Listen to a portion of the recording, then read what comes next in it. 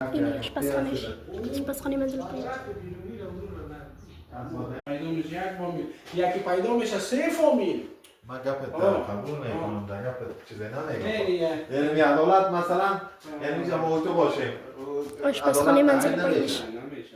دیگه عدالت. او تو تاشو بی طرفی یک راه داشت که آدم یک نکته که دما مشکل است. همه قدر کس دیگه سرگردانش همون گپ خلاصه را میگیم. اینا گپای دیگه گرفتیم بعد خودت انتقال دادن تا میمون سرش فکر کنم. یه تاقای پایین است.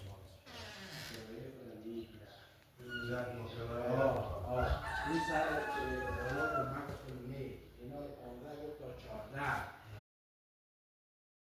14. این یک چارک اینی چاوی گپاش فعال است اوزار این گپاش برق واتش دیگه گپ چی هست که میگفت یعنی 14 یا میشتن که ما بالا شده سایی میگه غیر کشتن آسان ترس خدا داده من نه من گفتم ما سمش کردم کم کنی چند روزی رو زیاد میکنی والا تو شده شوله سطول از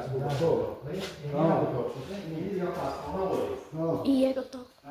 این دو اتاق. این اتاق حساب کرده یک ما 5 اتاق مستند یکی اونوز نه این دو این 3 باش تو قصه آدمو که حالا خودش میگه دیگه اتاق. 3 اتاق. که دلیل یعنی اونی دلیل اون یک تاشو که چهار تا. نمیبود مثلا این تاشو که میبود این طرف مناسب به مو آدم پایین آمد هر کس که نمیاد اینی 5 اتاق. 5 اتاق دا بالا 2 اتاق دا پایین. این یولی از رای که آمدیم.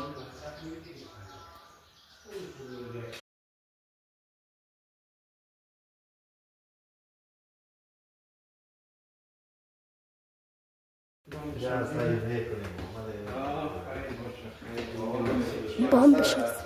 کرانشین نسال دیگه استنه بالا راست دشمن سر است نه درست آدم معلوم میشه فرش آدم صحیح نمیه توشک پرده تم گپا صحیح نمیه